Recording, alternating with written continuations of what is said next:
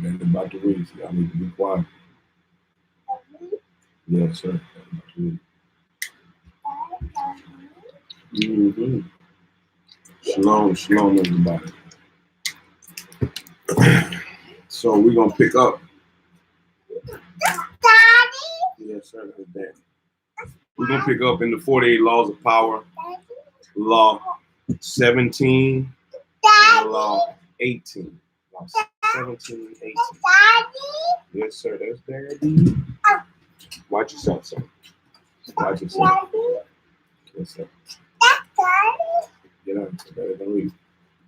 Law 17. Keep others in suspended terror. Cultivate an air of unpredictability. Judgment.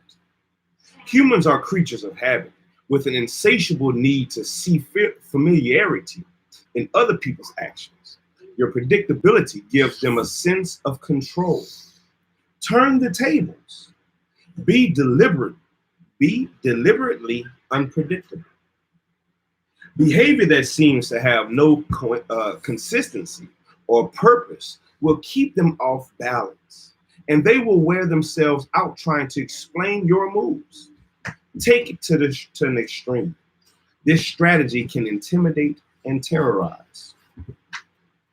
Get out of my face. Observance of the law. Hey, look. You're gonna sit down. Go get you a chair. Go get y'all chairs out the other room, and you can come sit down and listen. But you're not gonna be climbing up there, all right? All right, here we go. Observance of the law. In May of 1972, chess champion Boris Spassky anxiously awaited his rival Bobby Fischer in Reykjavik, Iceland. The two men had been scheduled to meet for the World Championship of Chess, but Fischer had not arrived on time and the match was on hold. Fischer had problems with the size of the prize money, problems with the way the money was to be distributed, problems with the logistics of holding the match in Iceland. He might back out at any moment. Spassky tried to be patient. His Russian bosses felt that Fischer was humiliating him and told him to walk away, but Spassky wanted this match. He knew he could destroy Fischer, and nothing was going to spoil the greatest victory of his career. So it seems that all our work may come to nothing, Spassky told a comrade. Fischer finally arrived in Reykjavik, but the problems and the threat of cancellation continued. I told you.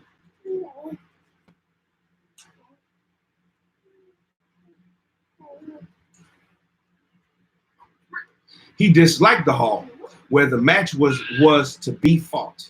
He criticized the lighting. He complained about the noise of the cameras. He even hated the chairs in which he and Spassky were to sit. Now, the Soviet Union took the initiative and threatened to withdraw their man. The bluff apparently worked.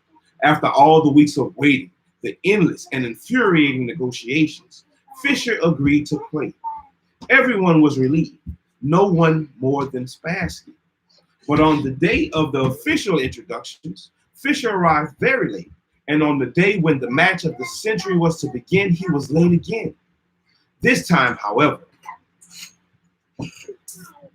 the consequences would be dire. If he showed up too late, he would forfeit the first game. What was going on? Was he playing some sort of mind game, or was Bobby Fischer perhaps afraid of Boris Spassky? It seemed to the assembled grandmasters and to Spassky that this young kid from Brooklyn had a terrible case of the jitters. At 5:09, Fischer showed up, exactly 1 minute before the match was to be canceled. The first game of the chess tournament was critical, since it sets the tone for the months to come. It is often a slow and quiet struggle, with the two players preparing themselves for the war and trying to read each other's strategies. This game was different. Fisher made a terrible move early on, perhaps the worst of his career. And when Spassky had him on the ropes, he seemed to give up. Yet Spassky knew, that Fisher never gave up. Even when facing checkmate, he fought to the bitter end, wearing the opponent down. This time, though, he seemed resigned. Then suddenly, he broke out, a bold move that put the zoom in a buzz. The move shocked Spassky, but he recovered and managed to win the game. But no one could figure out what Fisher was up to. No one could figure out what Fisher was up to.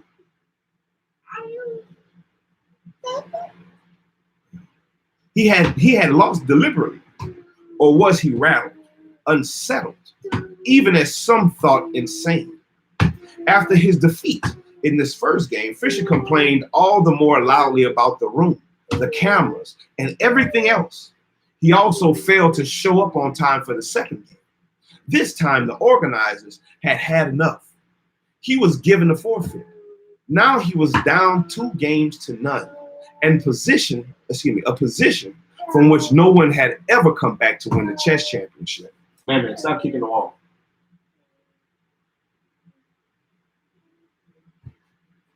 What I just told you.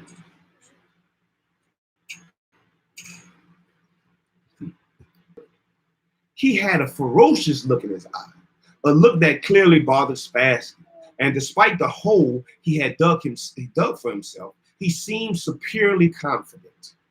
He did make what appeared to be another blunder, as he had in the first game, but his cocky air made Spassky smell a trap. Yet despite the Russian suspicions, he could not figure out the trap. And before he knew it, Fisher had checkmated him. Shalom, shalom.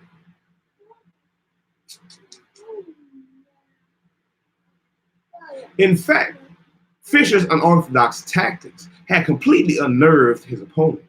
At the end of the game, Fisher leaped up and rushed out, yelling to his confederates as he smashed a fist into his palm, "I'm crushing him with brute force."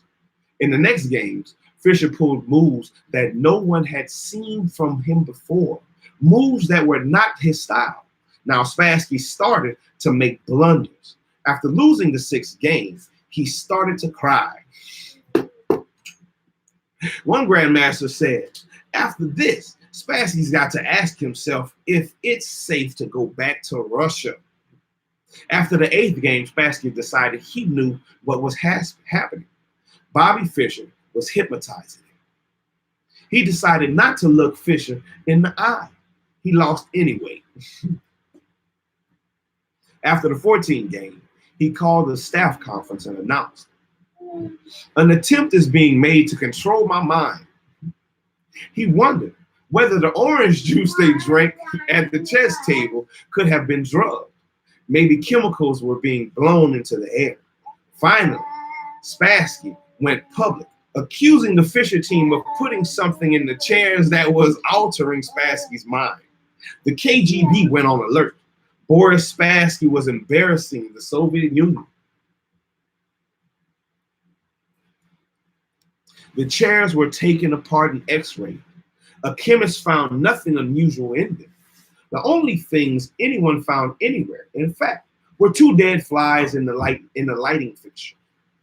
Spassky began to complain of hallucinations. He tried to keep playing, but his mind was unraveling. He could not go on. On September 2nd, he resigned. Although still relatively young, he never recovered from this defeat. Interpretation. In previous games between Fischer and Spassky, Spassky had not fared well. Spassky had an uncanny ability to read his opponent's strategy and use it against him. Adaptable and patient, he would build attacks that would defeat not in 7 moves, but in 70. He defeated Fischer every time they played because he saw much further ahead, and because he was a brilliant psychologist who never lost control. One master said, he doesn't just look for the best move. He looks for the move that will disturb the man he is playing. Good job, good job, good job, good job, my boy. That's what I'm talking about. You got your chairs. Good job. Now sit down, be quiet, and y'all can listen to Daddy read. Good job. Proud of y'all. That's what's up.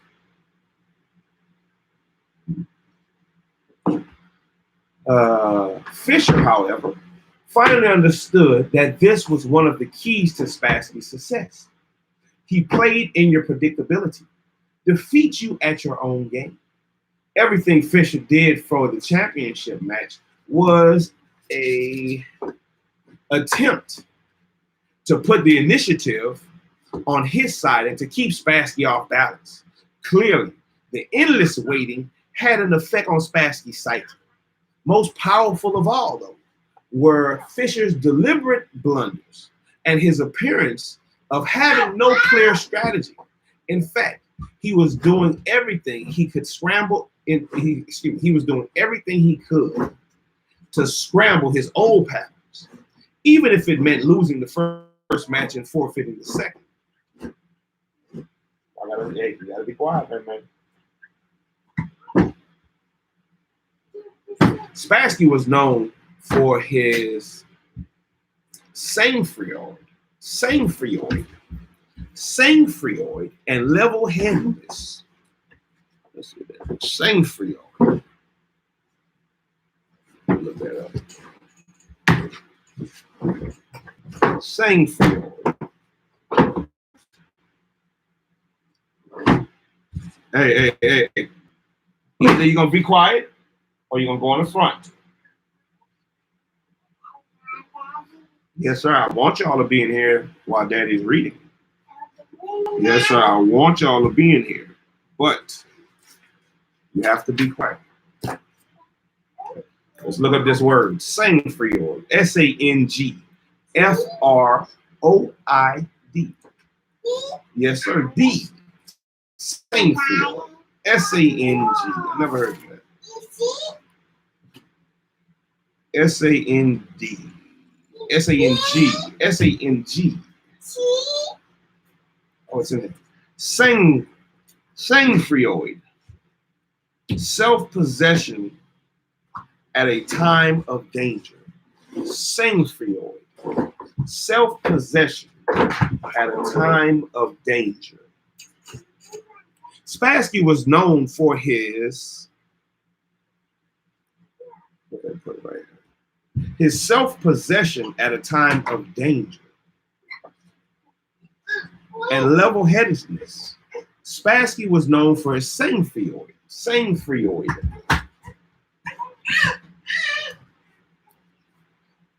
But for the first time in his life, he could not figure out his opponent. He slowly melted down until the end. He was the one who seemed insane.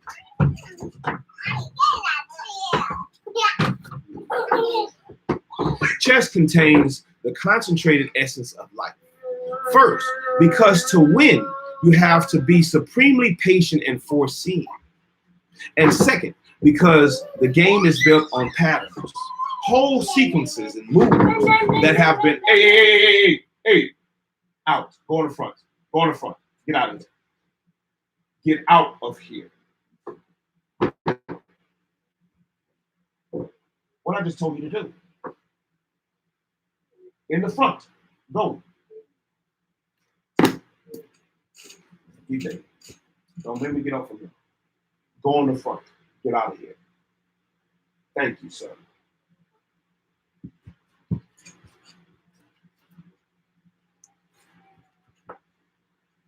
You can come back when you're ready to be quiet.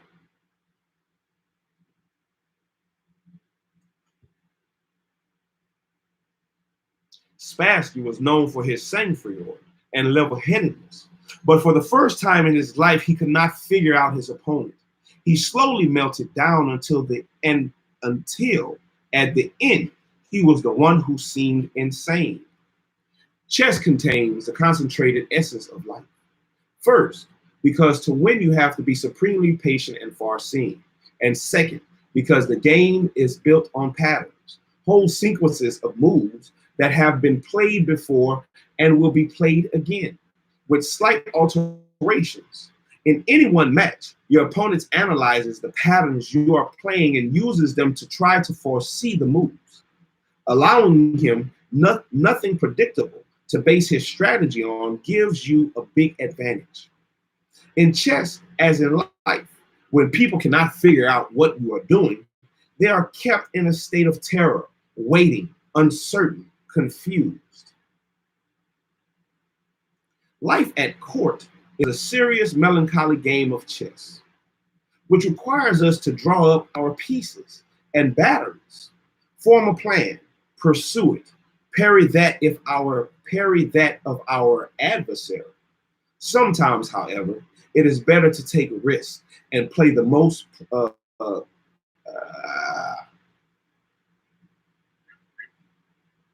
capricious, capricious, and unpredictable move. I know I'm sounding wrong. I know I'm saying it wrong.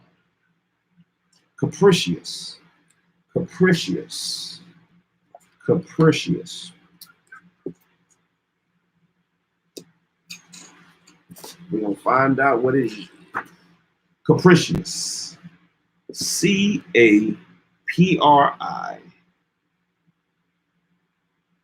Capricious. Capricious.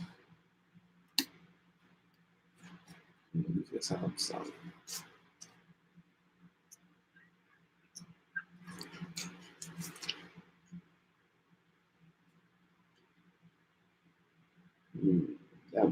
Capricious, capricious, unreliable, ruled by whims, and played the most unreliable, unpredictable move. Jean so frightened by earthquakes and tornadoes. We do not know when they will strike. After one has occurred,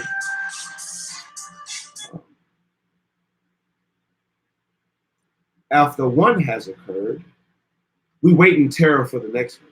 To a lesser degree, this is the effect that unpredictable human behavior has on us. Animals behave in set patterns, which is why we are able to hunt and kill them. Only man has the capacity to consciously alter his behavior, to improvise and overcome the weight of routine and habit. Yet most men do not realize this power. They prefer the comforts of routine, of giving in to the animal nature that has them repeating the same compulsive actions time and time again. They have this because it requires no effort and because they mistakenly believe that if they do not unsettle others, they will be left alone. Understand, a person of power instills a kind of fear by deliberately unsettling those around him to keep the initiative in his side or on his side, excuse me. You sometimes need to strike without warning to make others tremble when they least expect it. It is a device that is powerful, excuse me, it is a device that the powerful have used for centuries. Filippo Maria, the last of the Visconti Dukes of Milan in 15th century Italy, consciously did the opposite of what everyone expected of him. For instance, he might suddenly shower a courtier with attention, and then, once the man had come to expect a promotion to higher office, would suddenly start treating him with the utmost disdain. Confused, the man might leave the court when the Duke would suddenly recall him and start treating him well again. Doubtedly, or doubly confused, doubly, doubly, Doubly,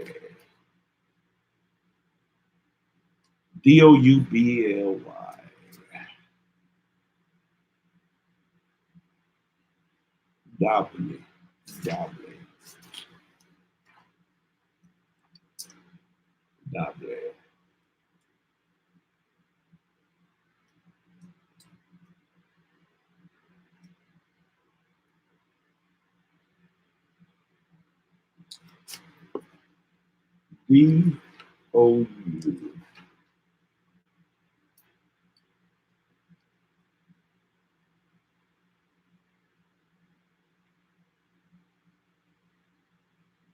doubly. I'm tripping. I am tripping. I'm doubly. Doubly confused. Multiple. Doubly confused. The courtier would wonder whether his assumption that he would be promoted had become obvious and offensive to the Duke, and would start to behave as if he no longer expected such honor.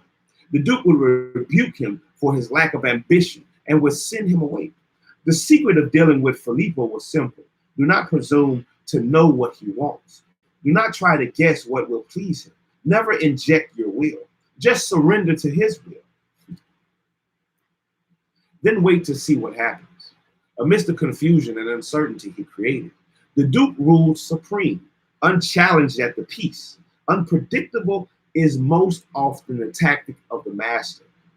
But the underdog too can use it to great effect.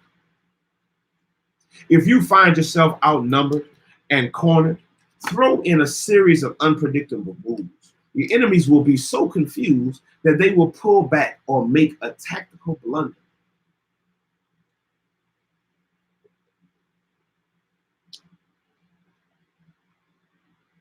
In the spring of 1862, during the American Civil War, General Stonewall Jackson and a force of 4,600 Confederate soldiers were tormenting a large Union force in the Shenandoah Valley. Meanwhile, not far away, General George Britton McClellan, heading a force of 90,000 Union soldiers, was marching south from Washington, D.C. to lay siege to Richmond, Virginia, the Confederate capital. As the weeks of the campaign went by, Jackson repeatedly led his soldiers out of the Shenandoah Valley, then back to it. His movements made no sense. Was he preparing to help defend Richmond? Was he marching on Washington now that McClellan's absence had left it unprotected? Was he heading north to wreak havoc up there? Why was his small force moving in circles? Jackson's inexplicable moves made the Union generals delay the march on Richmond as they waited to figure out what he was up to. Meanwhile, the South was able to pour reinforcements into the town. A battle that could have crushed the Confederacy turned into a stalemate. Jackson used this tactic time and again, which when facing numerically superior forces.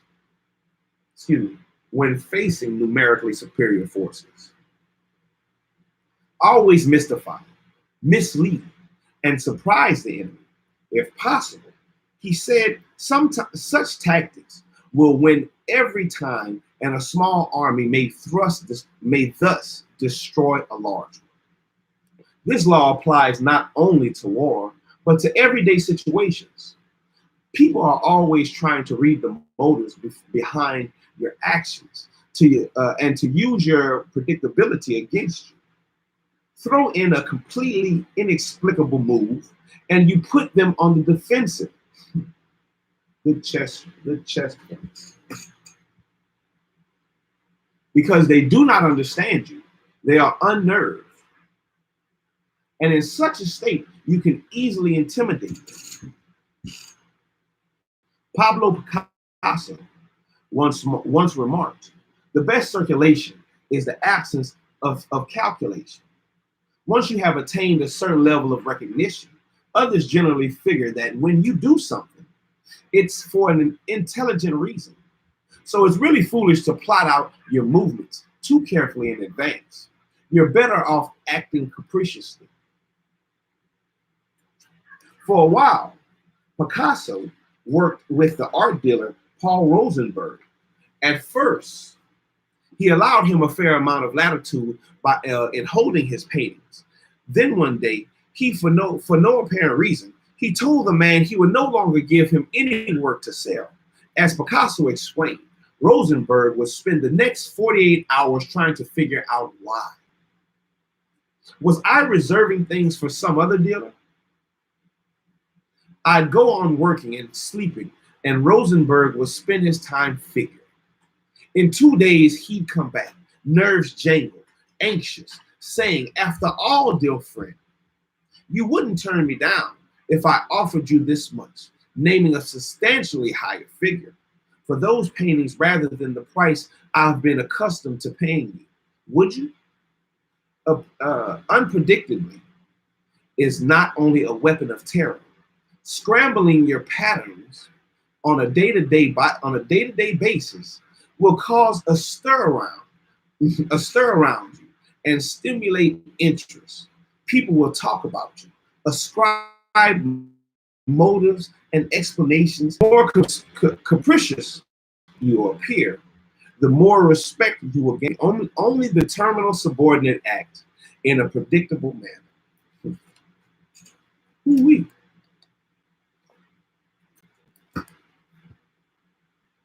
Image, the cyclone, a wind that cannot be foreseen. Sudden shifts in the barometer, inexplicable changes in direction and velocity. There is no defense. A cyclone sows terror and confusion. Authority. The enlightened ruler is so mysterious that he seems to dwell nowhere. So inexplicable that no one can seek him. He reposes in no action above, and his ministers tremble below. Han Fu Shu, Chinese philosopher, 3rd century BC. Reversal. Sometimes predictability can work in your favor. By creating a pattern for people to be familiar and comfortable with, you can lull them to sleep. You can lull them to sleep. Mark that down. Sometimes predictability can work in your favor. By creating a pattern for people to be familiar and comfortable with, you can lull them to sleep. They have prepared everything according to their preconceived notions about you. You can use this in several ways. First, it sets up a smokescreen, a comfortable front behind which you can carry deceptive actions. Second, it allows you on rare occasions to be something completely against the pattern, unsettling your opponent so deeply he will fall to the ground without being pushed. In 1947, Muhammad Ali and George Foreman were scheduled to fight for the World Heavyweight Boxing Championship. Everyone knew what would happen. Big George Foreman would try to land a knockout punch while Ali would dance around him, wearing him out. That was Ali's way of fighting, his pattern, and he hadn't changed it in any more than 10 years. But in this case, it seemed to give Foreman the advantage. He had a devastating punch, and if he waited, sooner or later, Ali would have to come to him. Ali was going to change his style and punch it out with Foreman. No one, least of all Foreman, believed this for a second. That plan would be suicide on Ali's part. He was playing the comedian as usual. Then, before the fight, Ali's trainer loosened the ropes around the ring. Something a trainer would do if his boxer was intending to slug it out. But no one believed this ploy. It had to be a setup. To everyone's amazement, Ali did exactly what he had said he would do. As Foreman waited for him to dance around, Ali went right up to him and slugged it out. He completely upset his opponent's strategy. At a loss, Foreman ended up wearing himself out, not by chasing Ali, but by throwing punches wildly and taking more and more counter punches. Finally, Ali landed a dramatic right cross that knocked out Foreman. The habit of assuming that a person's behavior will fit its previous patterns is so strong that not said it. Foreman walked into the trap. The trap had been told to expect. A warning, unpredictability can work against you sometimes, especially if you are in a subordinate position. There are times, a warning,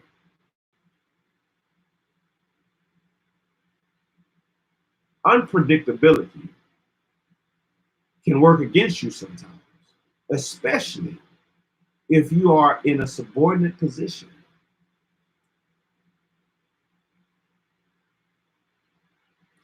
Especially if you are in a subordinate position.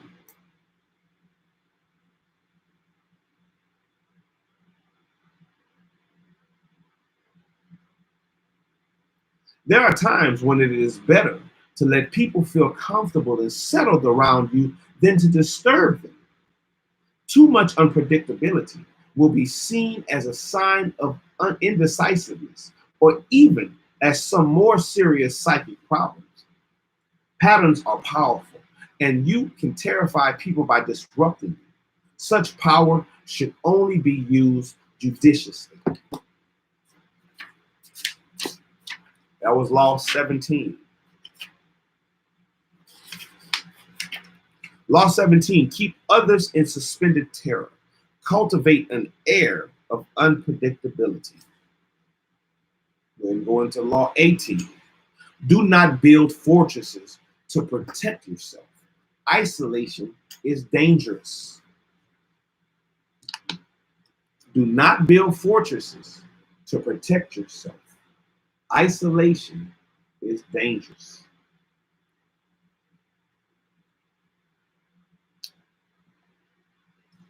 Judgment. Judgment. The world is dangerous, and enemies are everywhere. Everyone has to protect themselves. A fortress seems the safest, but isolation exposes you to more dangers than it protects you from. It cuts you off from the valuable information. Oh, man.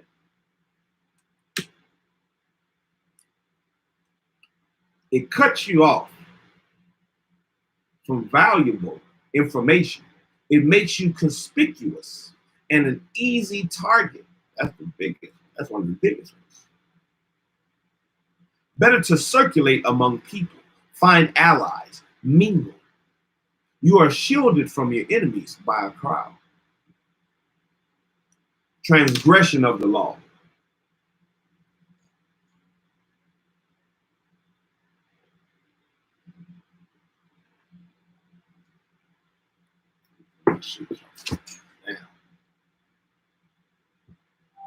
Transgression of the law.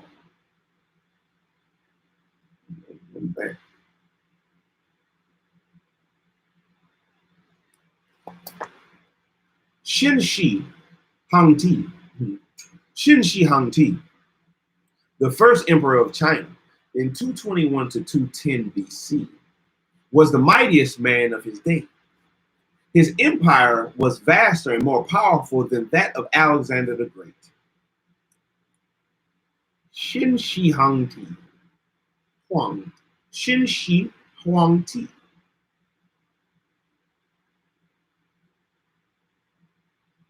He had conquered all of the kingdoms surrounding his own kingdom of Xin. Unified them into one massive realm called China. But in the last years of his life, few, if anyone, saw him. The emperor lived in the most magnificent palace built to that date in the capital of Xuanyang. Xianyang.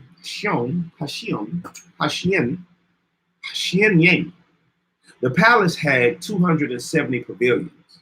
All of these were connected by secret underground passageways, allowing the emperor to move through the palace without anyone seeing him. He slept in a different room every night, and anyone who inadvertently laid eyes on him was instantly beheaded. Only a handful of men knew his whereabouts, and if they revealed it to anyone, they too were put to death. Sound like that ball was nervous, nervous as hell. The first emperor had grown so terrified of human contact that when he had to leave the palace, he traveled incognito, disguising himself carefully. On one such trip through the provinces, he suddenly died. His body was borne back to the capital in the emperor's carriage, with a cart packed with salted fish trailing behind it to cover up the smell of the rotting corpse.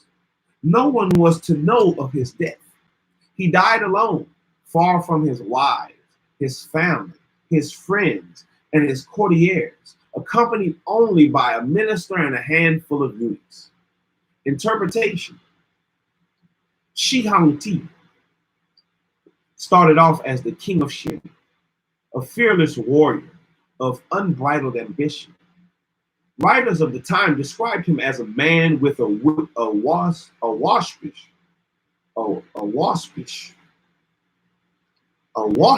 nose, waspish,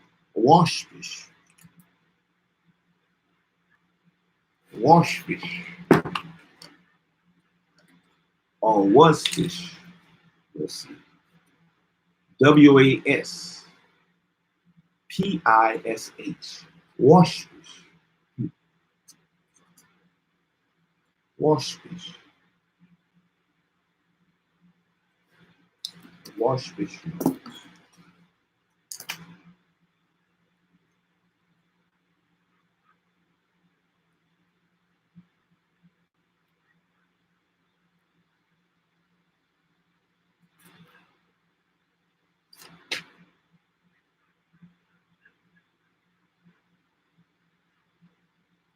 Waspish. Waspish. Waspish.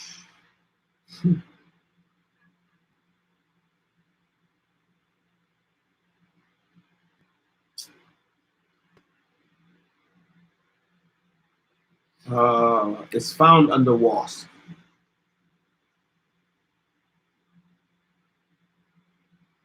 Noun: any of numerous winged insects of many different families. Waspish. Adjective.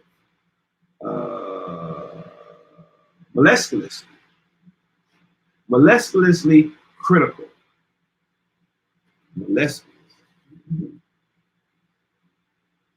Moleskulous. Look up moleskulous.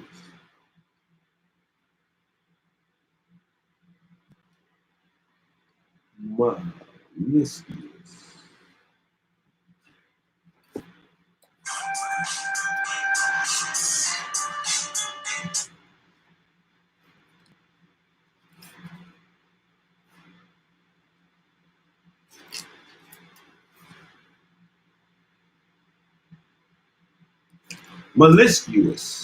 Malicious, having or showing malice, the will to do harm to another,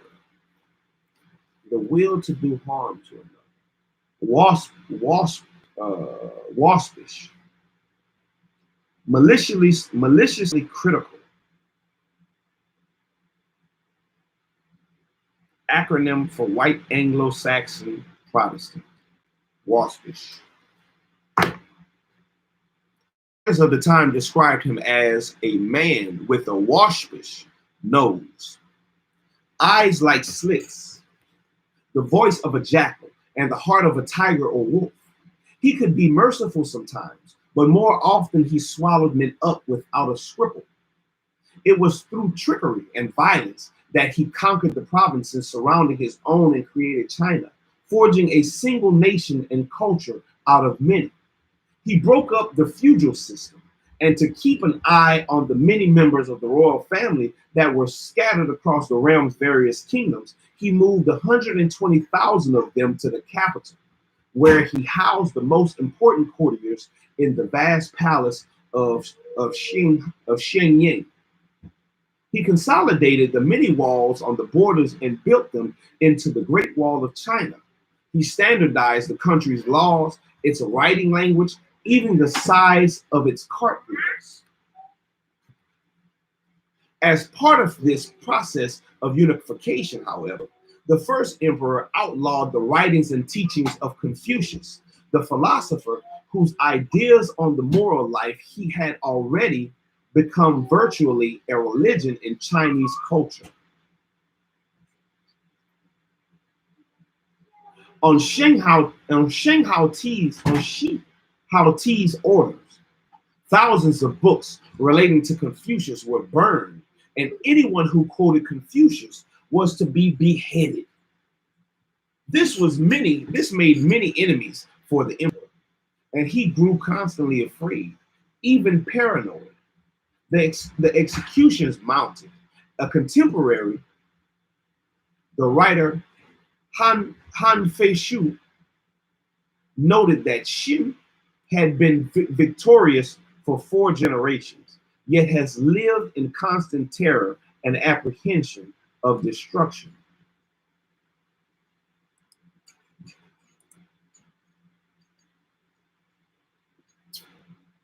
As the emperor drew deeper and deeper into the palace to protect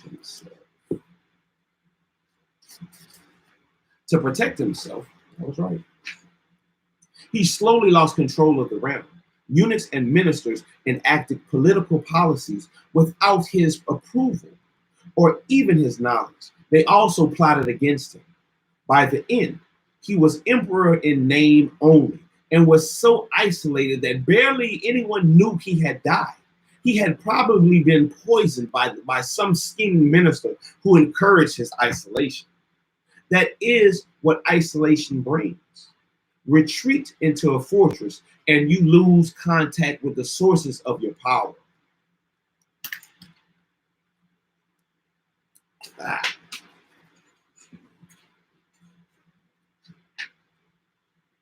Retreat into a fortress and you lose contact with the sources of your power. You lose your ear for what is happening around you, as well as a sense of proportion. Instead of being safer, you cut yourself off from the kind of knowledge on which your life depends. Never enclose yourself so far from the streets that you cannot hear what is happening around you, including the plots against you. Observance of the law. Louis XIV had the Palace of Versailles built for him and his court in the 1660s, and it was like no other royal palace in the world. As in a beehive, everything revolved around the royal person. He lived surrounded by the nobility, who were allotted apartments nestled around his. Their closeness to him depended on their rank. The king's bedroom occupied the literal center of the palace and was the focus of everyone's attention. Every morning, the king was greeted in this room by a ritual known as the lever. Look that up. The lever.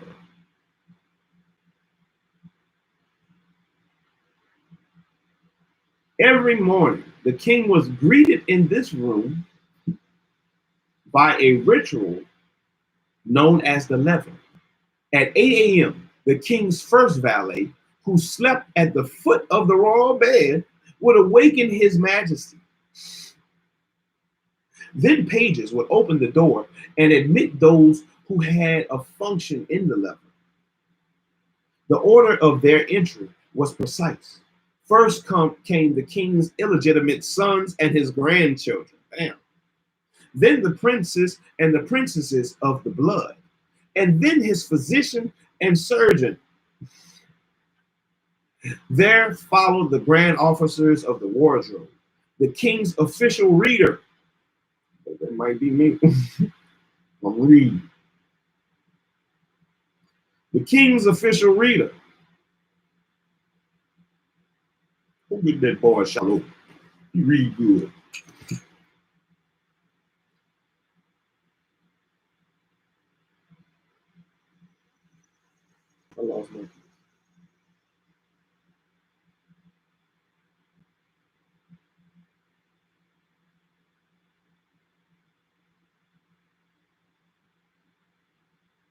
There we go.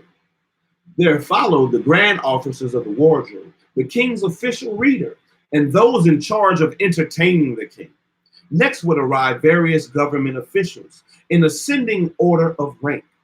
Last but not least came those attending the lever by special invitation.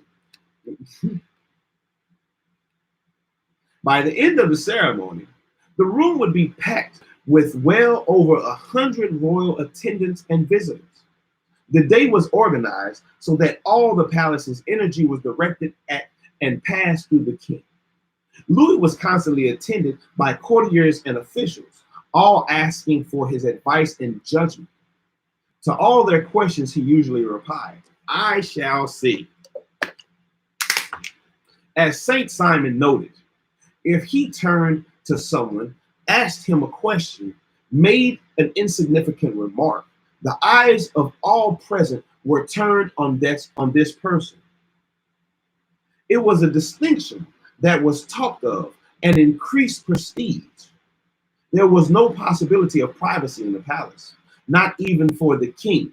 Every room communicated with another, and every hallway led to larger rooms where groups of nobles gathered constantly. Everyone's actions were independent, and no one passed unannounced.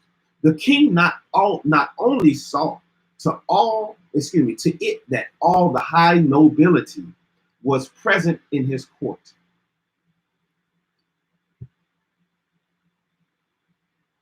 The king not only saw to it that all the high nobility was present at his court, wrote Saint Simon, he demanded the same in the minor nobility, at his lever and coucher. Coucher. Coucher. Coucher. Coucher. Let's see. COU. Coucher.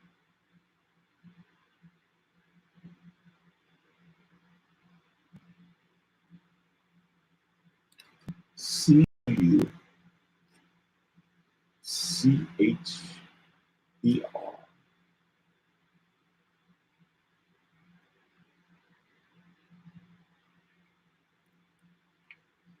Lever.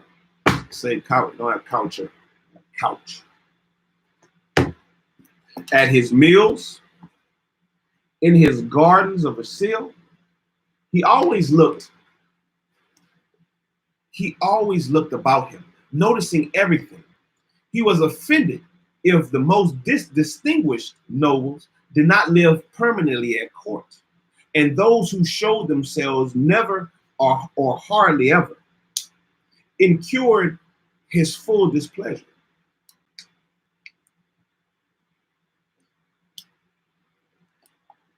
If one of these desired something, the king would say probably, I don't know, I do know the power at the end of the terrible civil war with France. A principal instigator of the war had been the nobility, which deeply resented the growing power of the throne and yearned for the days of feudalism, when the lords ruled their own fiefdoms. Fiefdoms. F-I-E. F-I-E-F.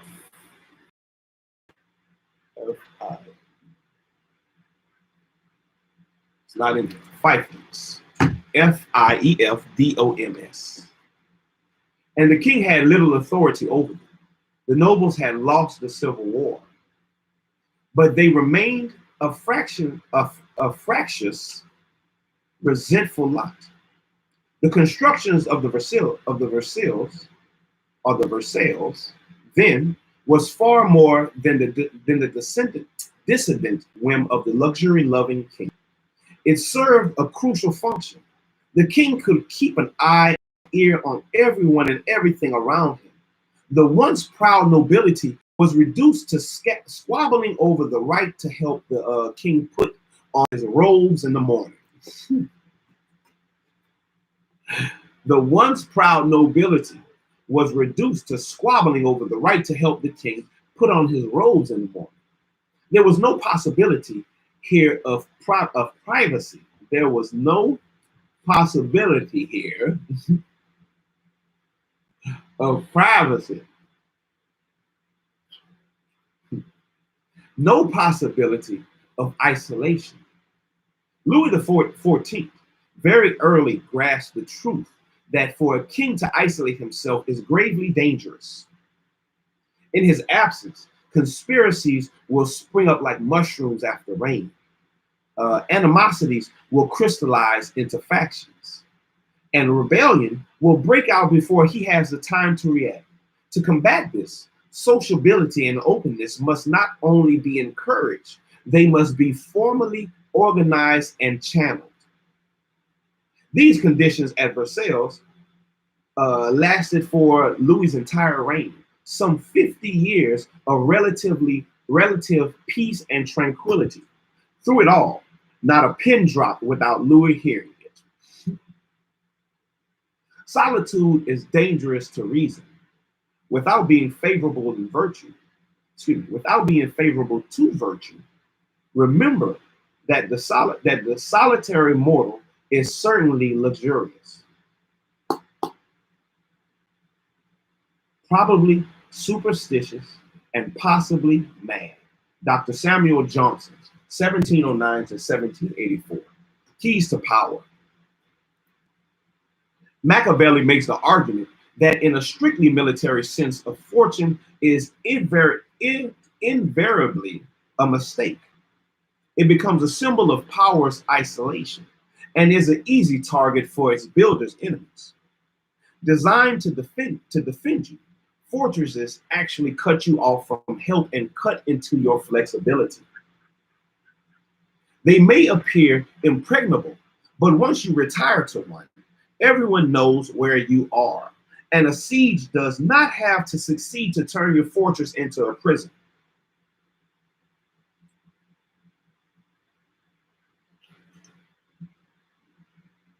A fortress may appear impregnable, but once you retire to one, everyone knows where you are. Tony, yeah, he never on the hill by himself.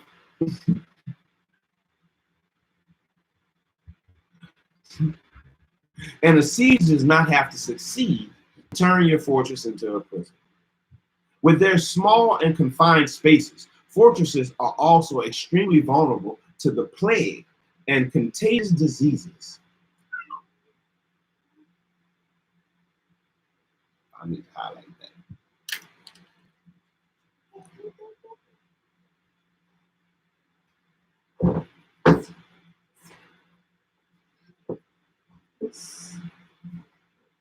With their small and confined spaces, fortresses are also extremely vulnerable to the plague and contagious diseases. In a strategic sense, the isolation of the fortress provides no protection and actually creates more problems than it solves. What's up, my boss?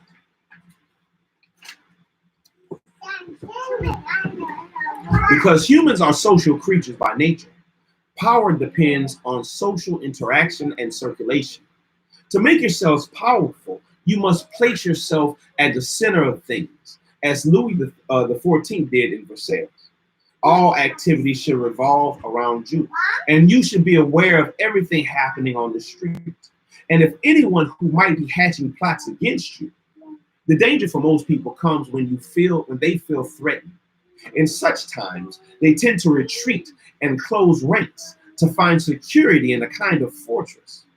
In doing so, however, they come to rely for information on a smaller and smaller circle and lose perspective on events around them.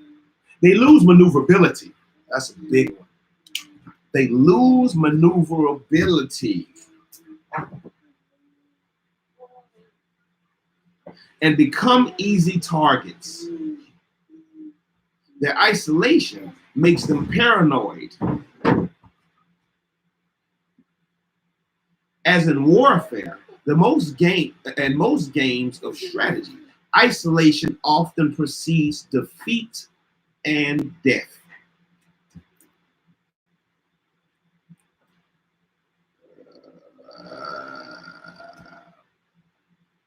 Get down, my boy.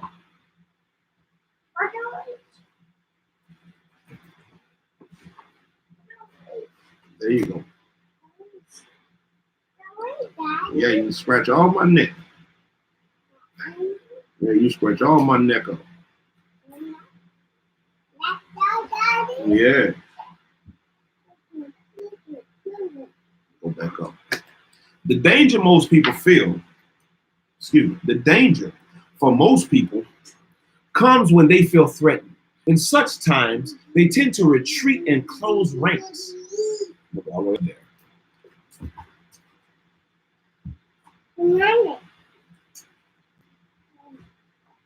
To find security in a kind of fortress. In doing so, however, they come to rely on information on a smaller and smaller circle and lose perspective on events around them.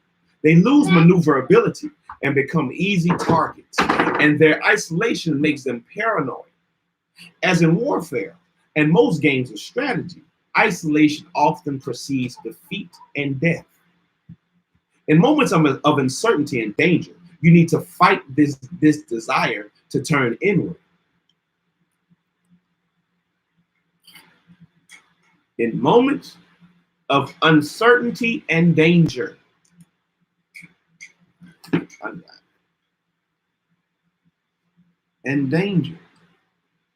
you need to fight this desire. It's like I'm trying to fight the desire and keep putting this top in my mouth.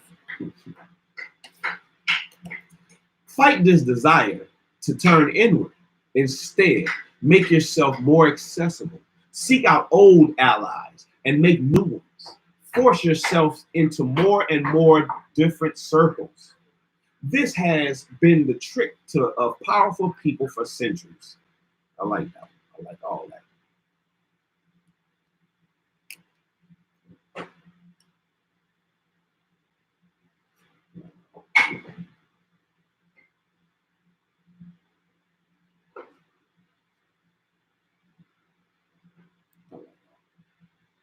Instead, make yourself more accessible. Seek out old allies and make new ones. Force yourself into more and more different circles. Force yourself into more and more different circles. This has been the trick to this has been the trick of powerful people for centuries. The Roman statesman Cicero was born into lower nobility and had little chance of power unless he managed to make a place for himself among the aristocrats who controlled the city.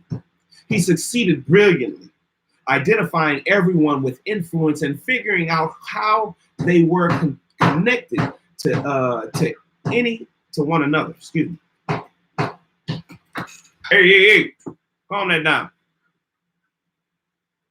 He mingled everywhere, knew everyone, and had such a vast network of connections that an enemy here could easily be counterbalanced by an ally there. Hey, man, stop. The French state, hey, come your butt here. Come here.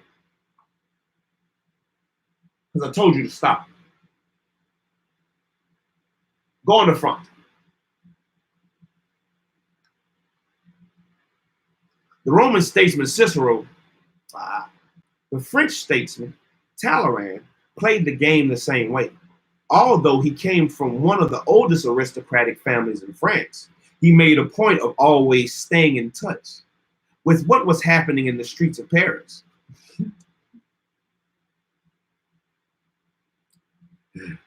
That boy had to enter the streets. He made it a point of always staying in touch with what was happening in the streets of Paris, allowing him to foresee trends and troubles. allowing him to foresee trends and troubles. He even got a certain pleasure out of mingling with shady criminal types. Will. Still will. Shady criminal types.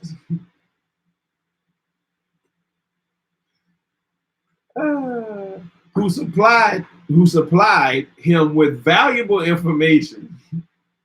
Every time there was a crisis, a transition of power, the end of the Directory, the fall of Napoleon, the abdication of Louis the 18th.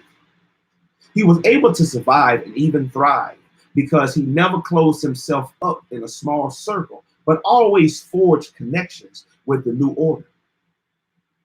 This law pertains to kings and queens and to those of the highest power. The moment you lose contact with your people, seeking security in isolation, rebellion is brewing.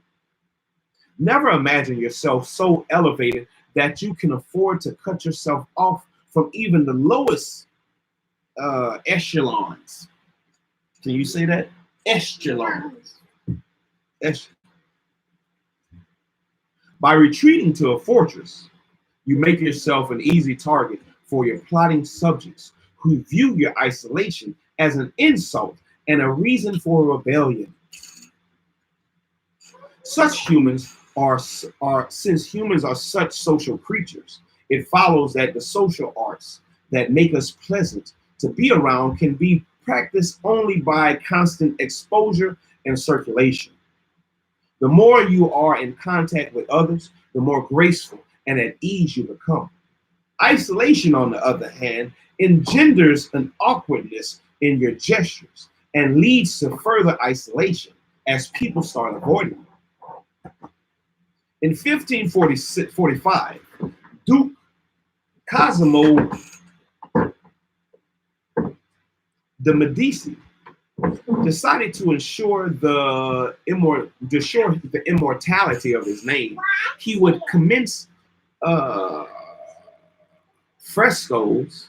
What's a fresco? He would commission frescoes. Fresco.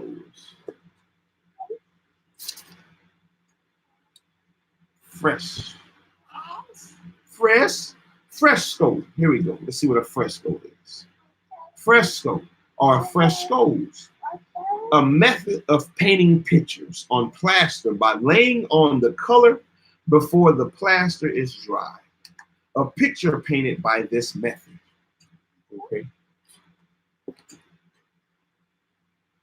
In 1545, Duke Cosimo de' Medici decided that to ensure the immortality of his name, he would commission paintings or frescoes, a method of painting, a picture painted by this method. Yeah, exactly.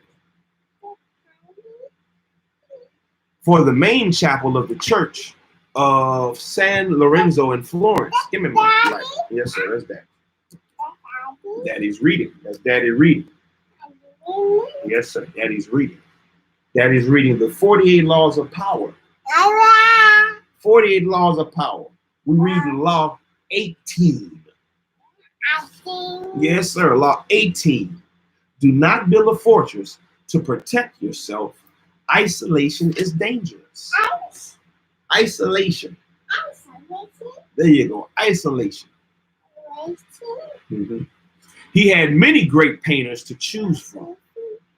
And in the end, he picked Jacopo de Pontormo.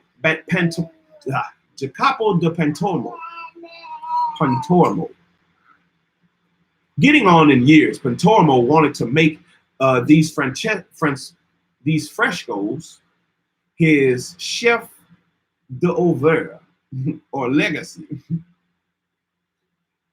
His first decision was to close the chapel off with walls. Hey, watch back. Walls, partitions, and blinds. He wanted no one to witness the creation of his masterpiece, or to steal his ideas. He would outdo Michelangelo himself. When some young men broke into the chapel out of curiosity, Jacopo sealed it off even further. He died. Mm-hmm. Palermo filled the chapel ceiling with biblical scenes. All right. The creation, Adam and Eve, Noah's Ark, on and on. At the top of the middle wall, he painted Christ in his majesty, rising the dead on Judgment Day.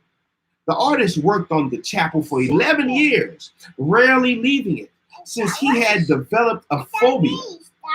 Huh? No, you can't write on my paper. Yes, I'm reading in this book. No, sir, this book. Yes, sir.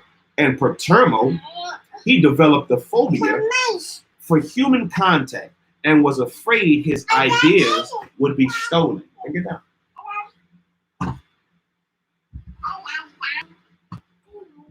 Palermo died before completing the frescoes, and none of them has survived. But the great Renaissance writer Vasari, a friend of Palermo's, who saw the frescoes shortly after the artist's death, left a description of what they looked like. There was a total lack of proportion. Scenes bumped against scenes. Figures in one story being juxtaposed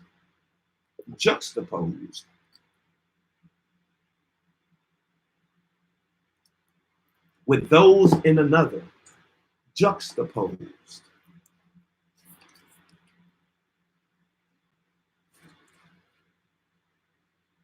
Juxtaposed.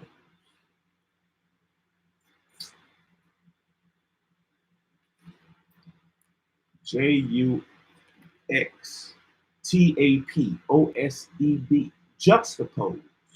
To place side by side. The figures in one story being placed side by side with those in another, or juxtaposed with those in another. In maddening numbers, Palermo had become obsessed with detail, but had lost any sense of overall composition. Vasari left off his description of the frescoes by writing that he continued, "I think I would go mad and become entangled in this painting, just as I believe that in the 11 years of time Jacopo spent on it, he entangled himself and anyone else who saw it. Instead of crowning Palermo's career, the work became his undoing." These frescoes were visual equivalents of the effects of isolation on the human mind. A loss of proportion, an obsession with detail combined with an inability to see the larger picture, a kind of extravagant ugliness that no longer communicates.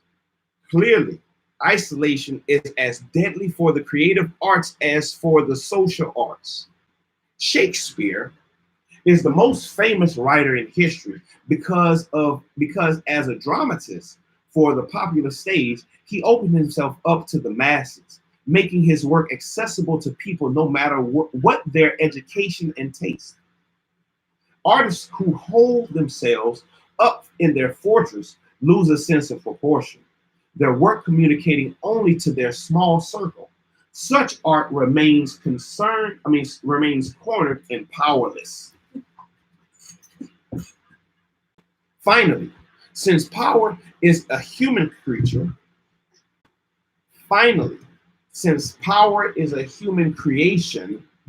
it is inevitably increased by contact with other people. Let's read my. Hold on, my ball.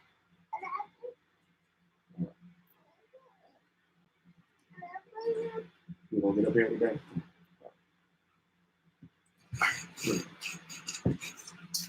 Let's see.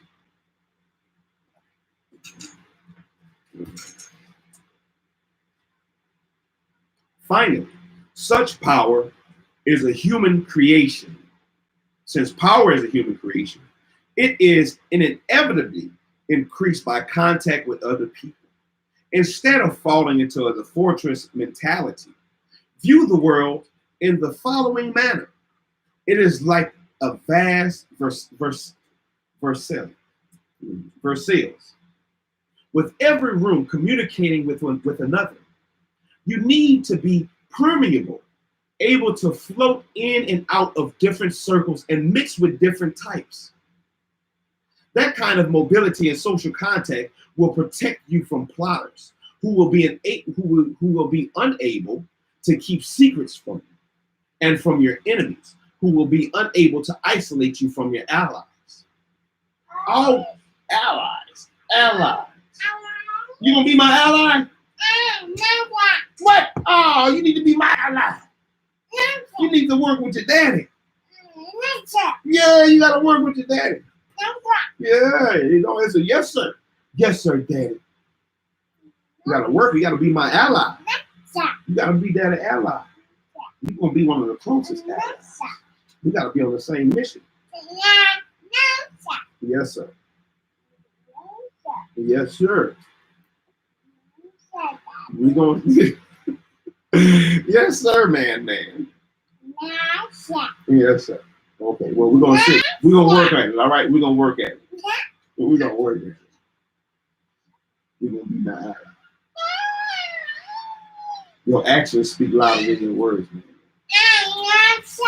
Mm-hmm. You need to be permeable. Mm-hmm. You need to be permeable, able to float in and out. That's not how you ask. Can I have some water, please, Daddy? Okay. Good.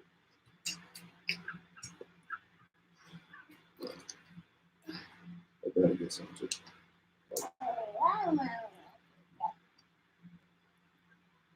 You need to be permeable, able to float in and out of different circles and mix with different types. That kind of mobility and social contact will protect you from plotters who will be unable to keep secrets from you, and from your enemies who will be unable to isolate you from your allies. Always on the move, you mix and mingle in the rooms of the palace, never sitting in or settling in one place. No hunter can fix his aim on such a swift-moving creature. Oh. All right.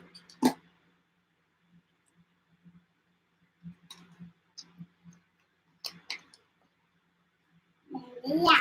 All gone. Yes, sir. All gone. Image. The fortress, high up on a hill, the citadel becomes a symbol of all that is hateful in power and authority. Power. That's right. Power. That's right. Power. We're gonna cook after Daddy done. All right. I'm almost done. All right. Yes, sir. No, we're gonna cook. We're gonna cook some food. There's some rice and greens. Some rice and greens.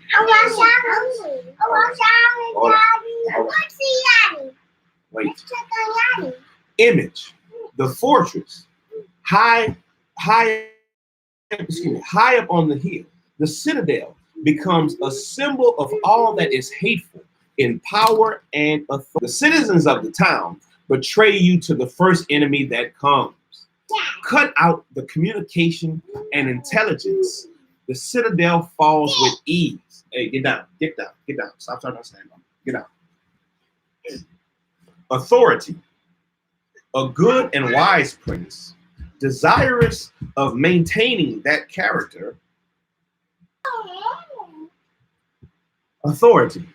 A good and wise prince, desirous of maintaining that character, and to avoid giving the opportunity to his sons to become oppressive, will never build fortresses, so that they may place their reliance upon the goodwill of their subjects and not upon the strength of citadels. Niccolo Machiavelli, 1469 to 1527. Hey, be quiet. You understand? Reversal. It is hardly ever right and preposterous, not preposterous, Prophetess. Prophetess. It is hardly ever right and prophetess. Let's see. Prophetess.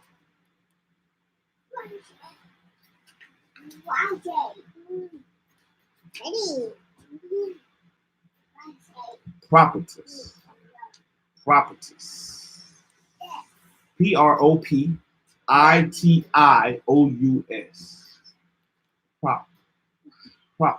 Prophetess.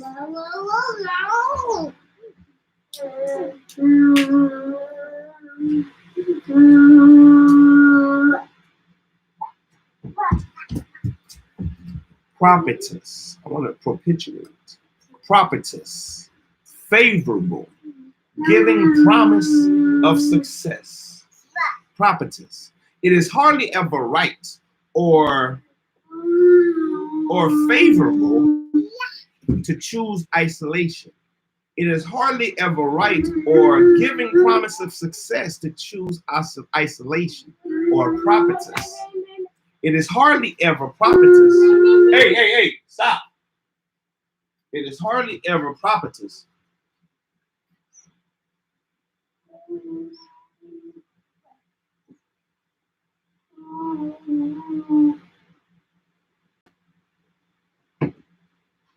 You think I'm playing? What are you supposed to be doing? Are you supposed to be up there? Then do what you're supposed to do. Hurry up. Make a move. That does not want you to hurt yourself. All right? You understand? All right. Sit yourself in your chairs. That is almost done. We got a paragraph or two left. Okay? Be patient. And then we're going to go cook. All right? All right. Without keeping an ear on what is happening in the streets, you will be unable to protect yourself. About the only thing that constant human contact cannot facilitate is thoughts.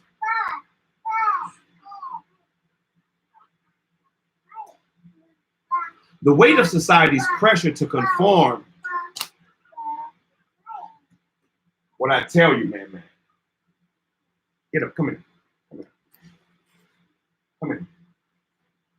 Hurry up. Hurry up. What I tell you? Did I tell you to be quiet? Did I tell you to be quiet? Go sit down and be quiet, son. Sit down and be quiet, son. Be quiet. About the only thing that constant human contact can facilitate is thought. The weight of society's pressures to conform and the lack of distance from other people can make it impossible to think clearly about what is going on around you. As a temporary recourse, then isolation can help you to gain perspective. As a temporary recourse, then isolation can help you gain perspective. Many a serious thinker has been produced in prisons where we have nothing to do but think. Machiavelli could write, the prince only once he found himself in exile and isolated on a farm far from the political intrigues of Florence.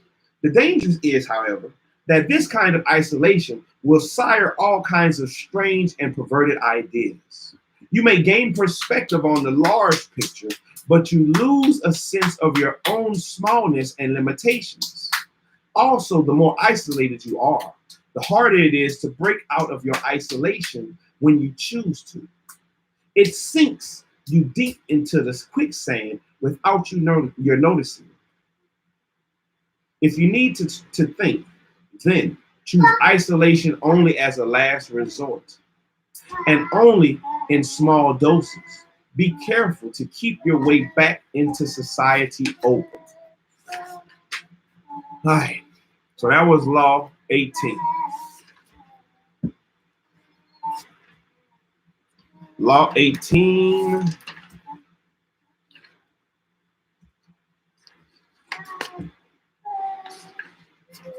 Do not build fortresses to protect yourself.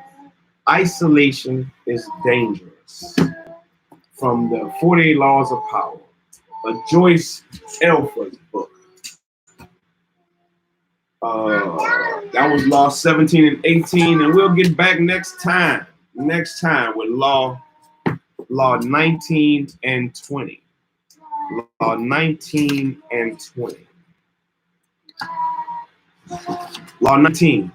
Know who you're dealing with. Do not offend the wrong person. Law 20. Do not commit to anyone. Shalom, everybody. Thank y'all for rocking with me. Till next time.